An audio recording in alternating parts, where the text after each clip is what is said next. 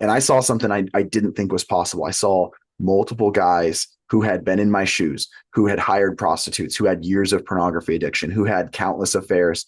And these guys had healthy lifestyles. They had sobriety. They had, in most cases, not all, Yeah. restored marriages. Right. Like, and that's the key thing is I was like hoping that maybe I could have sobriety. Maybe I could stop cheating on my wife. Maybe I could stop looking at porn. There was no hope. I honestly didn't have any hope of like thriving, of Wow. having a life where I could wake up and like enjoy being a dad, because I'd signed all that away, I thought. Sure. So when God, brought me to that place where I looked around, I mean, when I say I looked around, like this is a series of weeks, but like looking around the room over the series of weeks and going like, okay, there's a lot of guys here that have something. I don't know what they had to do to get there, but I'm willing to try. Thank you so much for checking out the show today. Look, I want you to stay connected with everything this guest has to offer. So make sure that you sign up for my weekly newsletter. I'm not here to spam you. I'm here to just send you all the behind the scenes videos, shorts, reels from this week's guest, plus some other bonuses on there. So make sure that you hit connect below this video in the description, or go to my website and sign up right there on the homepage, and I'll make sure that you stay in the loop. Thanks so much again. Have an awesome day. Keep changing the world. Logan, you're a husband, you're a father, Jesus follower who's on a mission to just give back and help those living in bondage from addiction, man. I'm so excited to have you on the show and talk about everything that you got going on, man. Thank you for your time, dude. I appreciate it. Eric, I appreciate being able to be here with you. Thank you. Absolutely. I like to kick the show off by going back a bit. Like, where did you grow up? What was childhood like for you? I grew up where I'm at right now, Alaska. I grew up in Anchorage, Alaska, which is like the main city. Nowadays, I live in Wasilla, which is an hour north. Gotcha. Childhood was, honestly, I was raised in a very, I mean this in the pure sense of the word. I was raised in a very privileged way, in the sense that we weren't spoiled, we weren't rich, but like I was loved. I was safe. Yeah. Baby of 5. Both parents raised us, and we had a relatively speaking, a very healthy culture of, we were taught the right things. I had a good base of biblical knowledge and understanding about God, and yet I still got wrapped up in the life of addiction. Sure. I still chased after sin. I still chased after the hits and the highs of depravity. It's like, even though I was blessed with this incredible upbringing, looking back on it. Yeah. I think the world pulls us into that sort of stuff, man. And I spent 10 years of my life just wandering, right? Like doing drugs and I had to fight my mom's boyfriend when I was 13. I was in jail at 18, man, bankrupted 21, like craziness. Yeah. I had to literally hit the rock bottom before God said, hey man, Right. you're almost done there. For you, like, what was that moment when you fully surrendered to Jesus and just felt the presence of him breaking these chains? And how did that change your perspective moving forward? I love your question, but I'm going to have to cheat. I'm not going to be able to answer your question with one answer, because they were two distinct moments. Totally. So the moment, or really the season of brokenness, where I was just ready to let God rip me apart and rip up my exoskeleton and tear me down. That season was basically 2016. And then honestly, it's ongoing. It's still going on. Right. Sure. But 2016 is when I had gotten an ultimatum from my wife the summer before, after years of pornography addiction, of affairs, hiring prostitutes. I mean, the whole double life, just this whole destructive addict lifestyle. Wow. And confessing these things to her, because, oh, I'm so sorry, I'll never do it again. And then I did it again. Oh, I'm so sorry, I'll never do it again. So finally in 2015, she goes, all right, if you don't get serious help, then you will lose me. Me and the boys will be gone. We already had 3 boys, and then she had our 4th in her tummy. Wow. And I believed her. Yeah. So the next several months was a season of me like trying different things. I tried some groups, I tried some resources, but there was no hope. I wasn't seeing anybody that had transformed lives.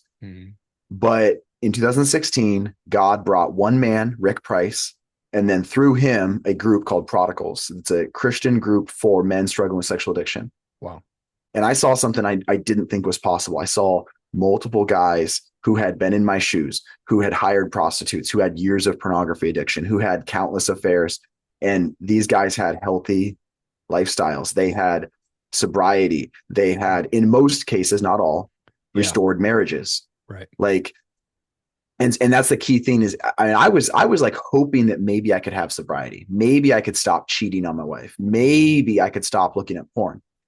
There was no hope. I honestly didn't have any hope of like thriving, of having a life where I could wake up and like enjoy being a dad, because I'd signed all that away, I thought. Sure. So when God, brought me to that place where I looked around, I mean, when I say I looked around, like this is a series of weeks, but like looking around the room over the series of weeks and going like, okay, there's a lot of guys here that have something. I don't know what they had to do to get there, but I'm willing to try. Yeah. And so I entered basically a voluntary house arrest program for 2 years where I signed away a lot of autonomy. It wasn't part of the legal system, but I mean, it was essentially that I had to get permission to go on a camping trip, to do anything different with my routine. I had to take selfies when I would go to work and go to lunch, and I'll send to my mentor. Wow. Like, it was a really rigorous program. But it's what I needed to strip away my way of doing things, a lot of ego and power and control stuff. But you asked about like feeling God's embrace, feeling freedom. That didn't happen in 2016. Mm-hmm. I don't even know that it could have happened. I mean, miraculously it could have, but logically it wouldn't have happened that early. What happened when it comes to freedom was like a couple years in going, and it was almost 2 years in that I finally had the thought process of like, it's been 2 years since I've looked at porn. Wow. But I don't think I have to anymore. Yeah. Like I actually think I can keep going. It's been 2 years since I've had an affair, but I think I can keep going. So this is like 2018. And for the first time in my life, I was coming to the realization, like, I can live without porn. I can live without cheating on my wife. Yeah. These should be like basic fundamentals of being a healthy man, but these were not concepts I had ever lived. Mm-hmm. And so that was the beginning of freedom. And as a very tangible representation of that, I graduated from my program May of 18. And just a couple months before that, I went with my wife and our boys, with permission and a multiple page safety plan. We went on a vacation to Arizona, and she was going to stay down there for 3 extra weeks to stay with her grandma. So I come back to Alaska and I'm home alone for 3 weeks. And I had my own safety plan for that portion as well. Sure. Carrie would tell you, she shares this in her testimony, she was not worried about what I was doing. Wow. She was not worried that I was going to be cheating on her. Not just because I, had some sobriety and stuff, although that was true, but she knew how rigorous this program was. She knew that other guys were involved in my life in a very deep way. And I didn't feel afraid, like, oh my gosh, I'm going to try to not act out. I'm going to try to not look at porn. Like, God had led me to establish this infrastructure where I had tools, I had resources. If I felt a temptation, I call up a brother. He doesn't answer, I call up another brother. I got 20 guys on my phone I can call through, right? I can text, I got things I can do. I got healthy tools I can use.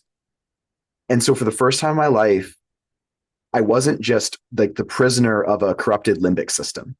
Okay. Yeah. The first 25 years of my life, I felt like, this wasn't accurate, but this was my feeling. I felt like I was riding in this self-driving car that was just headed towards destruction, and I couldn't stop it. And like, God used recovery to help me see, no, slow down. There's off ramps constantly. I can always take an off ramp. I can always take the healthy choice. Yeah. Even if I sin, there's still a healthy choice ahead of me for me to take. Yeah. And I had head knowledge. I knew that. Mm-hmm. I knew the Bible verses, but I'd never experienced it, Erik, until God, brought these men into my life to just rip apart how I did things, my MO, my routines, and build new ways of doing life. Wow. Man, it's so good to have that accountability, the brotherhood that you were able to build in that program, man, and to build that trust back up with your wife. Like, what are the things that you would say was the hardest lie that you had to unlearn about yourself as you were like going through this process? I'll be honest, I've never been asked that question. The hardest lie to unlearn.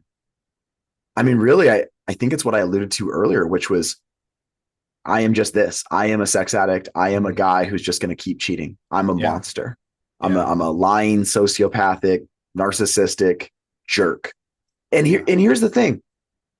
Those were accurate descriptions of who I was. Sure. So like sometimes, and I see this on Instagram, I see this in recovery materials sometimes where it's like, those were never true. Those were never like, no, they were true. Those were Mhm. true descriptions of Logan. But Yeah. the tricky thing that I didn't understand was that those didn't have to be permanent. Right. Like that God did have a life ahead of me. And I had the head knowledge to understand that salvation was possible, that redemption was possible. But this was hope for me. Yeah. Thief on the cross at best. Like at best, I can live my life of sin and corruption and just like hating my life, but maybe I can cry out to God right before I die and then I can go to heaven. Like Hmm. that's a terrible idea of hope, but that was the only hope that I could cling to. Sure. I didn't think that like true redemption and restoration on earth was possible for my life. But Yeah. that was a big lie that I had to overcome. Come on, man. And I think for me, when I first gave my life to Christ, I just felt like an immense amount of shame and guilt for my past, right? Like I remember just being in my ghetto apartment in Renton, Washington, falling to my knees, just booger crying, just like so Yeah. much shame and guilt that I was dealing with. Like, how did you navigate that process of going through like forgiving yourself and moving through this process? It's interesting you say that. So if I understand you correctly, you're saying when you came to accept Christ as your savior, that's when that shame really hit. For me, that's when it did, only Oh, because I lived 10 years prior to that, very right, worldly, right, lots of girlfriends, right? Like, so but I realized in that moment that there was things that I had to get rid of, right? Like I had to unlearn a lot of stuff and unlearn that right, identity that I lived with for a long time. right. So yeah, for me, it definitely was different. And I think maybe part of it was because of my upbringing. Like I had spent years living in shame, Yeah, years living in again, like I deserved it. I deserved to feel guilty, right? I should have sure. felt guilty. But I had spent so many years living in this self-hatred to the point where literally I wished so badly that God would just take me from this earth. Like I wish so badly that those boys could have a different man to be their dad. Wow. I hated the fact that they had me because I suck as a dad. That's what I told myself, and that's what the evidence showed. Yep.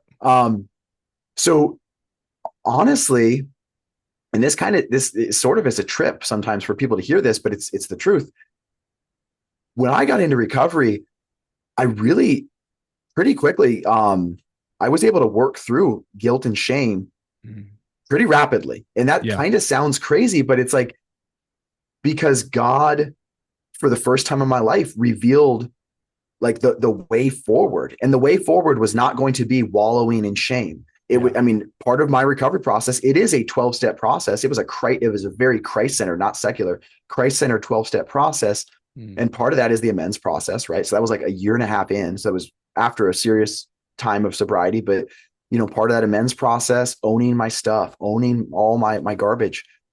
But it's allowed me to, talk about my past and recognize and take extreme ownership of the fact that, yeah, I did a lot of evil, sure. but I also know that that's not who I am anymore. And Right. by God's grace, I've got 8.5 years of evidence, Come on. right? And it's just, and there are moments, like I saw a car literally like a week ago that was this. It reminded me of, because of who used to drive a car like that. It reminded me of somebody that was the family member of somebody that I acted out with, somebody I had Mm, an affair with. yeah.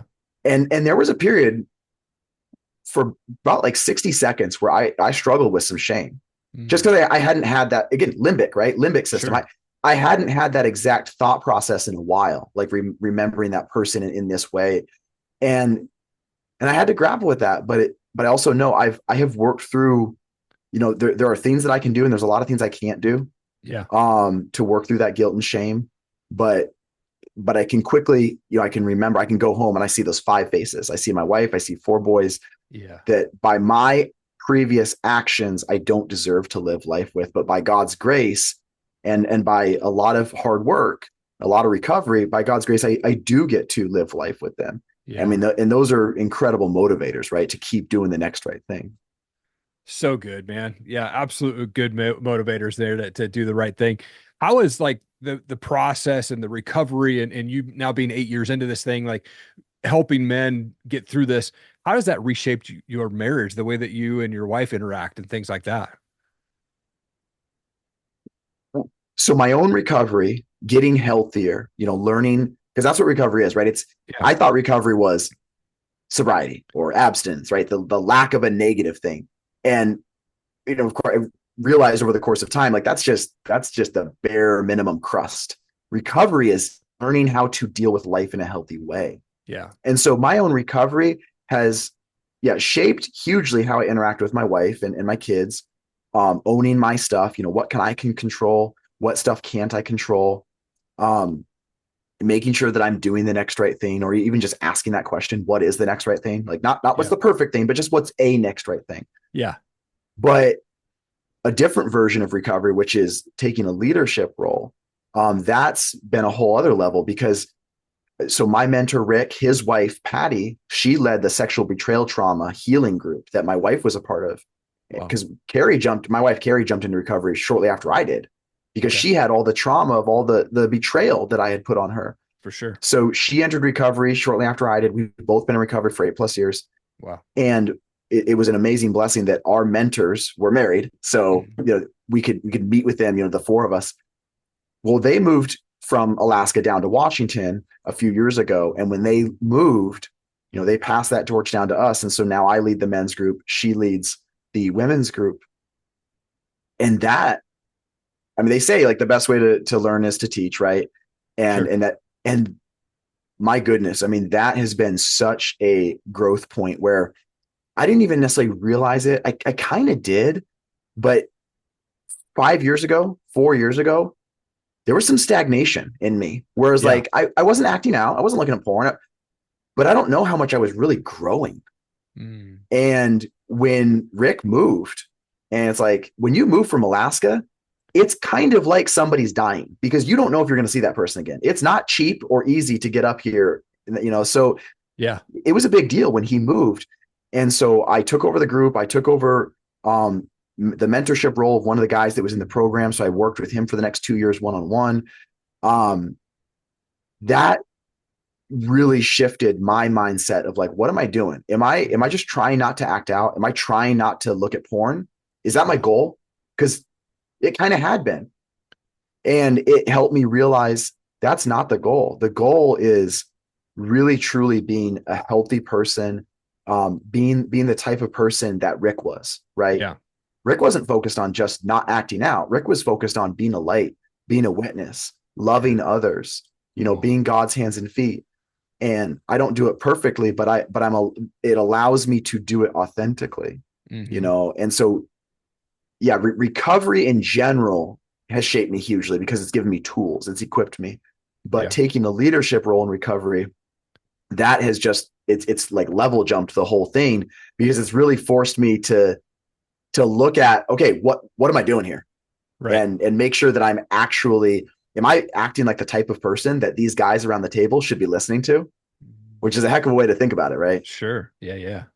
Come on, man. Wow. I love that you're like God's put you back in that now a leadership position, right, to help others that are going through that same thing. I feel like the world like purposely throws so much like lustful images and sexual images on TV and through like Sure. in front of our kids. Like, how do you teach your kids about like the importance of purity in a way that's both like age appropriate, but that are also impactful, right? I mean, so I literally have done interviews just around this question, and it's not because I'm the expert on it, but it's because it's such an important question. Yeah, for sure. So I'll try to give like 30,000 foot view. Yeah, Really quick, just so I don't get off too much off track. There is a resource that I do want to put out there. please. Now, I'm the first to tell you, resources don't fix anyone, right? A book list is not what makes you healthy, Right. but it's healthy. It's good to have resources. If anybody wants to have a really good resource for how to talk to kids about sexual purity, sexuality, lust, pornography, addiction, all this, Good Pictures, Bad Pictures. There's that book, and then there's Good Pictures, Bad Pictures Junior. That's basically for any kid that's able to talk, literally, like a Wow. 4-year-old, you can go through this book. And it is super appropriate. It is not graphic, but it absolutely does not shy away from the truth of how our brains work, how addiction works, how these things corrupt us, and but also, recovery tools within the lens of this book. So those books are incredible. I would highly recommend anyone who is a parent, or even, and if you have a role in kids' lives, get these books, Yeah. even if it's just to educate yourself. Um, Man, so good. th- so our kids are 12, 11, 10, and 8. So Okay. like, I mean, we're right in the middle of this, right? Yeah. And they're all boys. Um, if I ever am feeling any sort of unhealthy pride, like I got stuff figured out, God quickly reminds me with those 4 faces For sure. that yeah, I don't have it figured out. But there is one thing that I am extremely intentional about as a dad, and that is, I mean, in the Bible reminds us continually that the first commandment is to love one another, right? Yeah. Throughout Scripture, I see this commandment to be loving to others, which of course that sounds nice, but what does that actually mean? And Sure. so the way I relate to my boys when it comes to sexuality is I'm called to love others. Now that looks different with loving my wife versus loving my dad versus loving, my coworker, but I am called to love others. I have to love others. If I am not loving others, I am not following God. Hmm. So you have a crush on this girl at school. What does it look like to love her, to be loving? What does it look like to act like Jesus? Something comes on the TV. What would a loving person do in this scenario? And with a heavy emphasis on taking extreme ownership of myself. So I'm not trying to shame the model that's in that TV commercial. I don't know where that person's coming from. I don't know that person's heart. So I'm not trying to shame them, Yeah. but what can I do, right? What does a healthy person do here? What does a loving person do here? Yeah. And so, yeah, if that person, if something comes on the TV or on the computer and it's exposing nakedness, well, a loving person would not be looking at the nakedness of that person. So let me not do that. Right. Not because that's a bad person, but because I need to be loving. Mm. And so that's the lens that I operate from. Some days better than others, but just, how can I be loving? How can I be Jesus at the well, right? Yeah. And the other part of that, and this applies to every aspect of how we do life, but definitely within the realm of talking about sex, is Carrie and I, we really we're very intentional to cultivate a culture in our home where we can talk about anything, where the boys can Mm. ask any question, we'll talk about it. Yeah. The other day I was reading with my boys. We've been reading through First and Second Samuel. I read the chapter about Ammon and Tamar. That's a rough chapter to read through, but Yeah. we talked about it, and it's like, there's a lot of things that I can't answer. Why this, what, but we're going to talk about it. We're going to talk about the reality. I'm not going to pretend that this stuff isn't part of real life, because real life is broken, right? Real life Right. has darkness in it. Totally. And within that, when Carrie and I are talking about things, we usually don't like go off in a different room to have tough conversations. There are times where we do, right? There are Yeah. times where we're like, hey, can you give us some space or some privacy?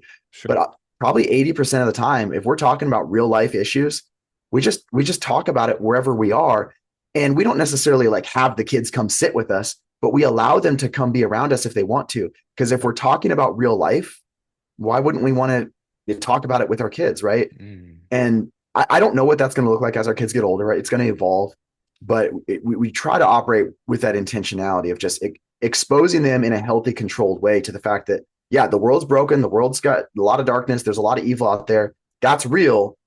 But let's also, we're also going to show you through our own lives of what it can look like to clean to God and to chase after God, because they know our story. Yeah. Man, what a cool example of that God's using you and your wife to do that and just be real with your kids. We're the same way. My kids are 11 and 14. Like, Yeah. you know, 20% of the time, maybe we'll pull away into like, hey, we can have a private conversation. But most of the time, it's Right. real talk, like real life stuff, man. We're having that conversation in front of them. And like you said, we're not like calling them to the couch, but like, we're not going to worry about if they hear something, and we're open to answering any questions they can think of, man. Right. Man, so important to be able to do that and be vulnerable with your kids and authentic around that type of stuff, man. And, my kids, they know my story, they know my past as well, and how to deal with that. And, as they're getting older, they'll probably ask more questions and things like that. And Right. we say, hey, well, that's a little bit above your pay grade right now, right? Like, But you've laid the groundwork. They're not going to yeah, wake up one day and be 22 years old and suddenly, oh, wait, what? You weren't always perfect, Dad?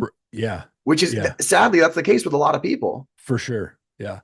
Well, what are you most excited about right now? Like, what's going on in your world, man, that just fires you up, man?